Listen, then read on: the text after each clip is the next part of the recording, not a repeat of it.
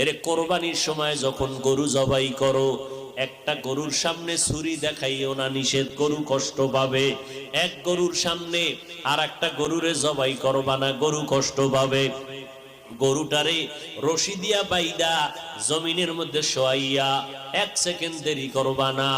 কিন্তু আমাদের সমাজের মানুষেরা কোরবানির সময় গরুটারে হাতে পায়ে বান্ধিয়া মাটির মধ্যে শোয়াইয়া এরপরে বিশাল চিঠি পড়ে, অমুকের মাইয়া, অমুকের ভোলা, এই রকম 7 নাম 13 বাড়ির নাম নিয়া গোষ্ঠী শুদ্ধা নাম পড়ে।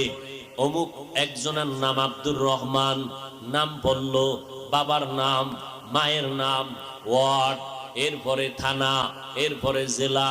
কিও এত নাম কেন? আমার এই নামে তো অমুক জেলায় আরো থাকতে পারে, যদি এই জেলার নাম না কও তাহলে আমার দোয়া তো আর এক জেলায় চলে যাইব। এই জন্য আমার গোষ্ঠী শুদ্ধ সব নাম ক।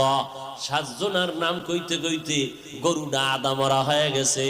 ও আল্লাহর বান্দারা, এগুলো শুধু মূর্খতা আর কিছুই না।